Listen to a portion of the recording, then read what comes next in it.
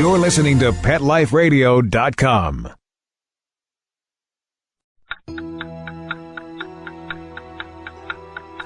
It's 11 o'clock at night. It's dark. You're sitting in front of the mirror getting ready for bed. There's nobody else in the house. You see something move in the corner of your eye. You glance to your right, but you don't see anything. Another minute goes by, and you think you see movement again. So you slowly turn to your left, but again, the room is empty. You turn back around, and staring you face to face in the mirror is a cat. You jump back because you don't have a cat and there's no cat in the room, but there he is, staring at you in the mirror. Welcome to Paranormal Pets, where you can always expect the unexpected. Each week we'll discuss all aspects of weird or spiritual animal encounters, ghosts, totems, psychic animals, animal souls, animal angels, and animals in religion, with a little cryptozoology thrown in. Now, step into the supernatural world of pets with your Paranormal Pets ghostly host, our ghost host. Hello, and welcome to Paranormal Pets. I'm your host, Brandy Stark. Today's episode, I'm actually going to do a little bit of talking. I found a rather interesting article on animals and personality, and also I did some academic research for about a 20-page essay on the relationship of dogs and death, dogs as liminal beings, underworld guardians, and psychopomps. We've talked about dogs sensing ghosts in the past and dogs as ghosts in the past, and I always wondered what the connection was, so I've tried to do a little research to pull that together. So we'll actually get started with that right after these commercial messages. Now, time for something really scary. A word from our sponsors. Paranormal Pets will reappear before you can say Bigfoot. Don't run away.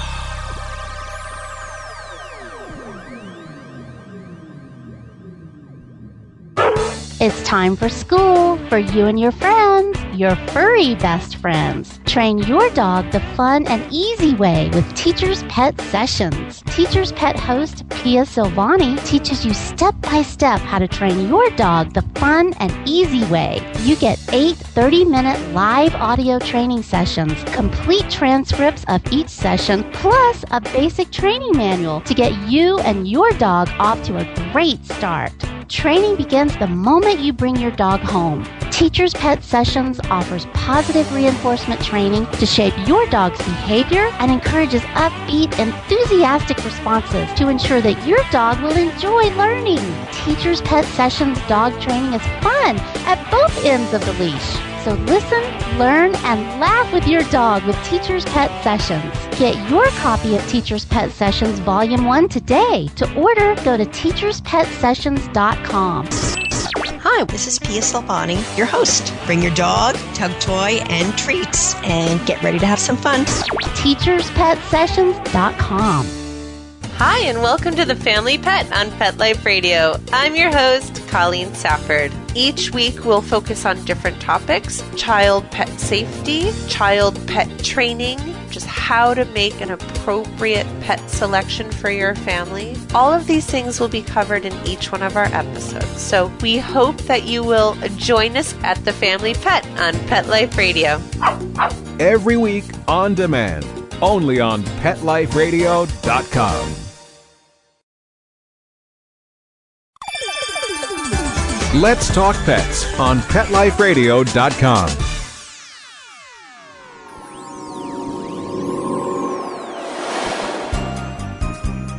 Did you hear that? Our commercials have mysteriously disappeared. Paranormal Pets is back with our haunted host, our ghost host.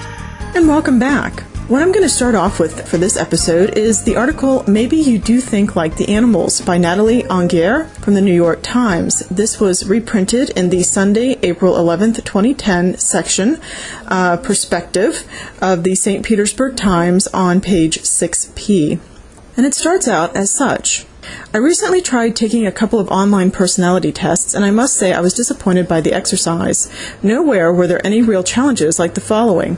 Let's say you are very hungry and you go over to your favorite food dish. Inside you see, in addition to the standard blend of peanuts and insect parts, a bright pink plastic frog.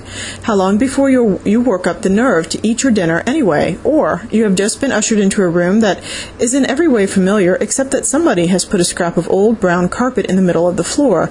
Do you keep your distance, or do you rush over and start pecking at it? These and other vividly tangible gems are taken from the burgeoning field of animal personality research, the effort to understand why individual members of the same species can be so mulishly themselves, and so unlike one another on a wide variety of behavioral measures. Scientists studying animals have found evidence of distinct personalities, bundled sets of behaviors, quirks, preferences, and pet peeves that remain stable over time and across settings.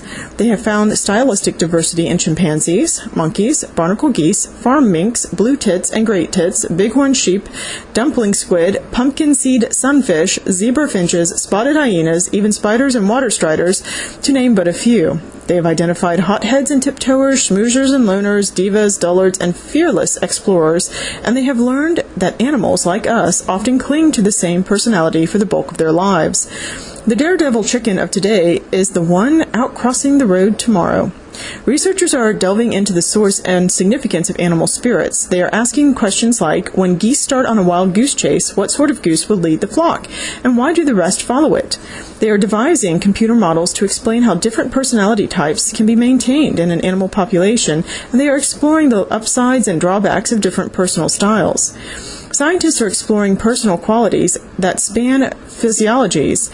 Recent research suggests that highly sensitive, arty-type humans have a lot in common with squealing pigs and twitchy mice, and that to call a hypersensitive person thin-skinned or touchy might hold a grain of physical truth. Catherine A. Herborn and her colleagues at the University of Glasgow worked with a group of 125 wild-caught blue tits over the course of 2 winters. First, they typed each bird's personality in the lab, focusing on 2 key traits, neophobia or fear of novelty, and the willingness to explore one's surroundings. They put pink plastic frogs in the bird's food dish and clocked the time it took for each bird to feed. All the birds noticed the luminous intruder. You could see that they were agitated, hopping around the cage, said Herborn, who was completing her doctorate, but some of them shrugged off their fear and started feeding within seconds, while other birds kept distant for several minutes. The researchers then released the tagged birds back into the wild and continued monitoring their neophobic and exploratory tendencies. The results were clear. Birds that had been frog-averse in captivity were every bit as skittish outdoors, and the high explorers, when caged, were similarly adept at finding new feeding opportunities far afield. A bird in the lab worked like a bird in the bush. The findings were reported in this month's issue of Animal Behavior. As for the birds of a feather to goose-step together, someone must make the first move. As they reported last summer in Animal Behavior, Ralph H.J.M. Curvers of Wageningen University in the Netherlands and his colleagues sought to learn why certain barnacle geese would start moving, others would honkily follow. The only reliable predictor of goose leadership was boldness, the willingness to approach a new item like a scrap of carpet. Geese are not stupid. The boldest birds also prove the most adept at finding new food patches, and if you're looking for grazing advice in a crowd, why not follow the goose with the golden track record? Scientists suspect small inherited predispositions are either enhanced or suppressed by experience, and computer models show that the tiny discrepancies can become enormous over time through feedback loopings of positive reinforcement. Evidence is emerging that physical set points affect temperament globally. Notable among such set points is the relative rate at which one's nervous system processes sensory information. There are low information processors who don't attend much to their environment and bulldoze through life, said David Sloan Wilson of the State University of New York at Binghamton. Then there are the sensitive ones who are always taking things in, which can be good because information is valuable, but it can also be overwhelming. Studies of highly sensitive people show their delicacy is domain general, Wilson said. Not only are they exceptionally moved by symphonies and find graphic depictions of violence too hard to bear, but they are also sensitive to drugs like caffeine, and their skin is easily irritated by the wrong soap, sunscreen, and fabric. Highly sensitive pigs squeal a lot. Highly sensitive people feel a lot. So that's the article. I thought this was rather interesting because the more we research into animal personalities and cognition skills, the more I think we're going to find that animals are much more intelligent than we ever thought they were. One thing I do find interesting is that the whole notion of animals has really radically transformed over the years from the fact that animals had no souls according to the Christianized West and therefore were used for vivisection. And actually, because you could not open the human body, our notion of medicine was actually based on animal autopsies. That's how we learned everything about ourselves up until really the Enlightenment era, where some of the church influences weakened and human autopsies began. So, we've transformed from that all the way up to the idea that animals will go to heaven. We have the Rainbow Bridge. Animals produce ghosts. Animals are ghosts. Animals are having their own rights these days. It's a very, very fascinating transformation. Now, that having been said, what we're going to do is we're going to roll right on into the relationships of dogs and death. Dogs as liminal beings, underworld guardians, and psychopomps. This study was actually quite interesting. As I said, I've always been rather fascinated with dogs, even though everybody here knows that pugs are technically not dogs. They are small, slightly misshapen humans. But for purposes of this particular episode, I guess I have to put them more with their caninoid heritage, shall we say. But what I find most interesting is the role of dogs in the lives of humans. It turns out, what my research showed, is that humans and dogs first came together about 12,000 BCE. Now, there is no firm date because, of course, that is prehistory, but this is where archaeological evidence seems to indicate that there was a transition and wolves were domesticated. And, of course, as you can hear in the background here, my wolves, Odysseus and Achilles, are very, very busily snoring away, ever so diligent at protecting my heart and home. But anyway, I thought that was kind of interesting because humans and dogs have had a very close relationship. There are theories that indicate that humans and dogs can more or less understand each other's facial expressions, or bodily expressions, I guess as the case may be. We can communicate on a certain level. If you think about it, if you hear your pug barking, or your dog, then you know that it's excited, it wants your attention, it's trying to get attention, it sees something. I mean, we have this idea. If a dog is standing with its ears forward, it's interested and curious, ears kind of relaxed, it's relaxed, tail wagging, it's happy, hunched over, it's afraid. They are just about as expressive as we are. And not only are they expressive, but they are hierarchical, just like we are. You have a head leader, and then everybody else kind of falls into place in the pack. And that, I think, we find with humankind as well. So, that having been said, of course, the relationship is going to develop very early on. Now, what I find most fascinating is that as we move through history, even though dogs had all of these positive aspects to them, they do take on a supernatural trait very, very early on. And that's because dogs are carrion eaters. Humans are not stupid. We certainly observe very early on that dogs are hunters. Wolves are very vicious hunters. So they do help to protect life for the pack and for territories. But, if they turn on anything or if they are hungry, they can certainly become very vicious. In addition to that, dogs have a supernatural sense of smell, if you will. They have wonderfully sensitive noses, thousands, I would guesstimate, now I don't have this in the research, but, at least several hundred times more sensitive than our own nose and our own olfactory senses. And they are able to smell the dead. And as such, they become carrion eaters. They have no qualms eating the dead. And in fact, I still happen to remember one day when one of my rats had just died and I had buried him and found to my utter dismay that I had not buried him deeply enough and that the pugs were, or one pug actually in specific, was actually trying to dig him up to eat him. And you learn very quickly at that point, dogs are carrion eaters. So, what does that have to do with anything? Carrion eaters actually relate to the idea that they consume death. You are what you eat, in other words. We know that we consume the earth and we grow. Therefore, we are a part of the earth. Dogs consume the dead. Therefore, they take on aspects of death. And in some cases, they may be considered to actually take on a small piece of the departed's soul. So very early on, there's this whole notion of dogs and carrion eaters and hunters and protectors. And all of this seems to get very jumbled up. So dogs end up taking on multiple supernatural roles over time. So that having been said, we start moving into the idea that dogs are liminal beings. As carrion eaters, they actually fit in with a very elite group of animals that are also carrion eaters that are also emissaries to the dead. For example, pigs. Pigs eat whatever's in front of them. There's a very famous case in which somebody was killed and actually chopped up and fed to the pigs, and this I actually saw on, I think, Forensic Files, I believe. But, the idea that pigs will pretty much eat whatever you put in front of them. Well, as such, pigs very early on became associated with death and were actually the appropriate sacrifice to Proserpina, there we go, who is the goddess of the underworld. You have the idea of the crow or the raven. We certainly know stories of crows and ravens being associated with death. Edgar Allan Poe even brings that out in his wonderful poem, Once Upon a Midnight Dreary, while I pondered weak and weary, right? And we even have the crow, who is the patron bird of the god Apollo.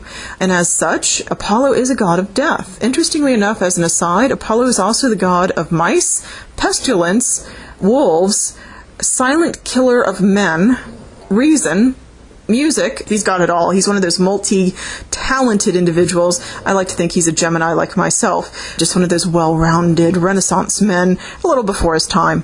So essentially, we have this idea of Apollo in his death aspect, an association with a carnivorous animal to a certain degree, at least a scavenging animal, if not carnivorous, which would be essentially the crow. So, as such, these animals almost always take on a liminal status. Now, liminal basically means an in-between status. So they are between the conditioned, or our world, and the unconditioned, or the supernatural world. And they oftentimes show up as emissaries to the gods and others, and actually emissaries for humankind. So, based upon this ideology, I continue to do research. So what we're taking a look at is, we do know that very early on there were archaeological excavations from the early Iron Age that showed initial proof of the dog-otherworld connection. We do know that very ancient Greeks actually buried dogs with some of their dead. Now, not every tomb had this, but the question is, why would you do that? And there is some belief that it's possible that the dogs were considered to be an aid in the afterlife. And while these questions, may not have a solid answer, we do know that as early as the Iliad, written by Homer, around 8th century BCE, we have a wonderful story, and I'm a huge fan of the Iliad, as you must know, because one of my pugs is named Iliad, but we have a story of Patroclus and Achilles. Achilles is the hero of the Iliad. And if you saw the movie Troy, disregard all of it, please. But Achilles is this fiery, red-headed warrior who has this massive ego, and he pouts when his girlfriend is taken away from him, and he refuses to fight. So Patroclus, who is Achilles' best friend, and possibly a little bit more, but definitely a guy pal, decides that he needs to help the Greeks. He is so disheartened, he will not fight, because Achilles said, as the leader of my people, none of us are fighting. But Patroclus says, well, can't I just put on your armor and at least stand out there and give him some hope? And Achilles says to that, yes, you may. And so that is exactly what Patroclus does. Unfortunately for Patroclus, Hector does not know that he is not Achilles and spears him, and he is killed. And Achilles is devastated, and we're talking immense devastation. So here's what ends up happening. Essentially, he kills Hector, and there's all sorts of gods and supernatural things that happen, but after the war is over, after at least this initial battle is over, we actually find in book 23 of the Iliad that Patroclus, his ghost, the ghost of Patroclus, shows up and says to Achilles, "Excuse me, but you haven't given me a funeral. And here I am, wandering between worlds without any guidance." And so Achilles the next morning gets up and he gathers the Greeks and they prepare Patroclus for the afterworld. And the direct quote is, "They killed flocks of sheep and herds of cattle in front of the pyre, skinned them and cut them up. Jars of honey and oil he placed leaning against the bier. 4 horses he laid carefully on the pyre, groaning aloud. 9 dogs the prince had that fed from his table. 2 of these Achilles took and cut their throats and laid them beside him. Then he applied the relentless fire to consume all." So once again, we have this notion of dogs assisting the dead, or at least dog sacrifice as appropriate for the deceased. As we move on, we do find other aspects of dogs and the supernatural. We do know that there was a Eurasian mythology that dealt with the people of Siberia. And when a person died, they actually buried with that individual their favorite deer skin and a dog. So again, a dog as assisting you in the afterlife. It's not just Greek. It does seem to extend out a little bit. Now, the dog's reputation as a scavenger can be seen very early on in human history.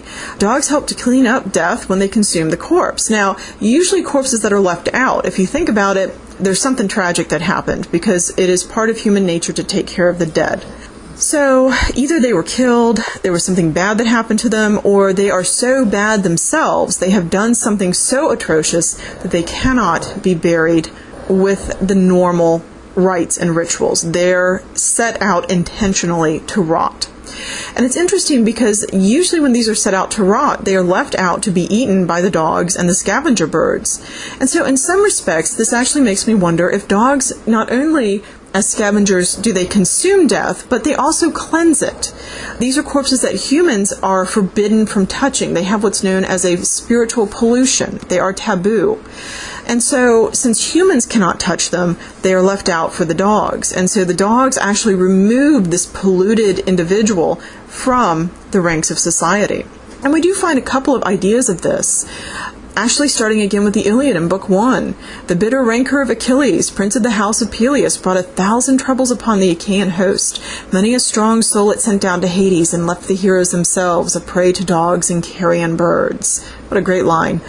We also have the Antigone by Sophocles, several hundred years later. Basically, there is a war between brothers. There are two brothers who are supposed to alternate the throne between them. That was their agreement. They were going to rule for a year. So one brother would rule for a year, and then he'd give up the throne to the other brother. And of course, you can see where this is going. Even though they were supposed to alternate the throne back and forth, the first brother decided he did not wish to give it up.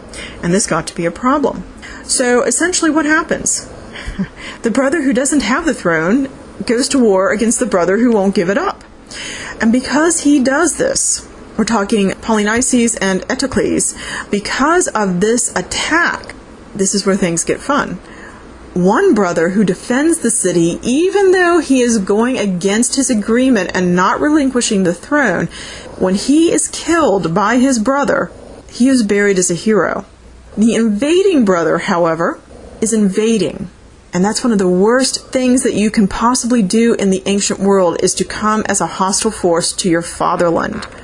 And even though when he throws his spear, he kills his brother threw his spear and killed him. And so upon his concurrent death, actually, he is left out for the dogs. And so the quote is this: "But as for his blood brother, Polynices, who returned from exile home to his father's city and the gods of his race, a proclamation has forbidden the city to dignify him with a burial or to mourn him at all. No, he must be left unburied, his corpse carrion for the birds and the dogs to tear, an obscenity for the citizens to behold." I mean, look at these lines. How can you not love this? Something a little bit closer, perhaps, to Western ideology is going to actually be the Bible. And this will probably be my last account before we go to commercial break, but the Bible itself has an account of dogs as carrion eaters. The offending member of the particular order was a woman by the name of Jezebel, who, if you recall your Old Testament or Hebrew Bible studies, basically went up against God. She was a Baal worshiper and would not submit herself and her people to Yahweh, so to the Judaic God. So what ends up happening? She applies her makeup because her prophets have failed. Her reign has been overturned. Her husband is killed. And so, again, and I always love Jezebel for this, she quits the world entirely. She goes up to her bedroom. She puts on her makeup and she waits for the conqueror to come in. And so when he comes in, she is essentially tossed from the palace window. There's this wonderful description, and it's very gory, but it's in there. And this is why I always find things so interesting, because people say, oh, scripture is so boring to read, and I think, oh, you're not reading the right stuff, because, her body hits the ground and blood splatters against the palace walls. I mean, you can just, envision this, very, very vividly. And so essentially what happens, the conquerors go in and they eat dinner. And when they eat dinner, they come back out because Jezebel's still a queen. So she's going to get at least some sort of interment. But, and here comes the quote from 2 Kings 9:30-37. They came again and told him, and he said, This is the word of the Lord, which he spake by the servants Elijah the Tishbite, saying, In the portion of Jezreel shall dogs eat the flesh of Jezebel, and the carcass of Jezebel shall be as dung upon the face of the field in the portion of Jezreel, so that they shall not say, This is Jezebel. Quite literally, when they went out to bury her body, she had been eaten by the dogs. So again, we are still seeing this aspect of dog as scavenger, dog as cleanser. And after these few commercial messages, we'll find out what else dogs can do. We'll be right back. Now, time for something really scary. A word from our sponsors. Paranormal Pets will reappear before you can say Bigfoot. Don't run away.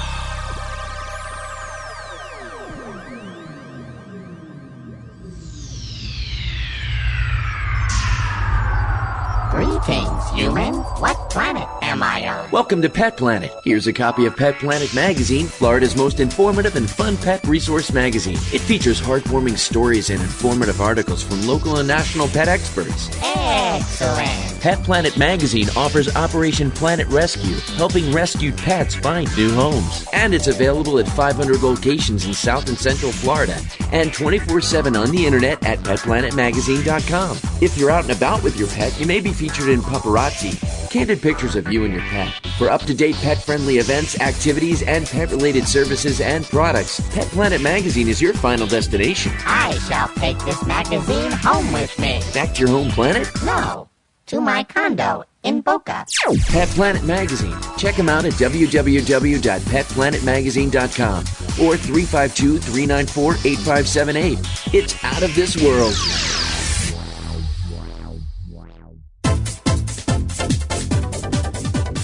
Hello!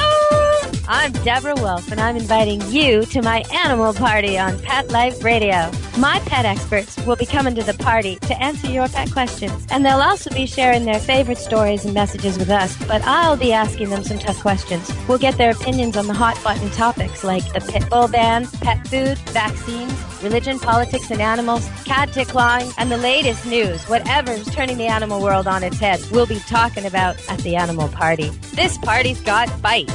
Every week on demand, only on PetLifeRadio.com. Let's talk pets Let's talk pets on Pet Life Radio. Pet Life Radio. PetLifeRadio.com.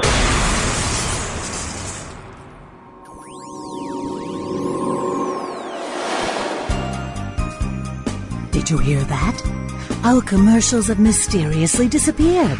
Paranormal Pets is back with our haunted host, our ghost host. And welcome back to Paranormal Pets Radio. Actually, this episode might end up being a two-parter. This is a very long research essay. But we were talking about the role of dogs as liminal beings, dogs as death guardians, dogs as cleansers of death.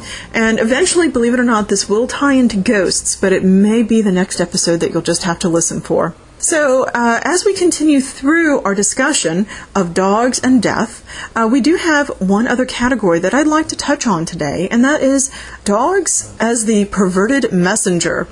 Now, please don't think the wrong thing. Essentially what happens in some mythologies is that there is a message passed on between divinity and humankind. That message is usually passed on through an animal or a totemic being or some sort of special being. And in this case, these are stories that relate to, of course, our topic, the canine.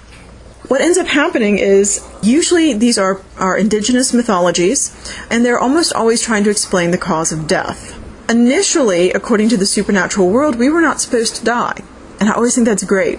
God or Godhead or divinity or whatever you want to call it, said, hey, humankind should live on. But when this message is passed on to, in this case, the dog, something happens, the message is not given, and therefore humankind must die. So the first one that I have, and I only have 3 of these stories, but we actually have a story from the Bushman. And in the Bushman story, the moon is divinity, and if you think about the moon lives, dies, and resurrects every month. So we go from new moon to waxing moon to full moon to waning moon to new moon.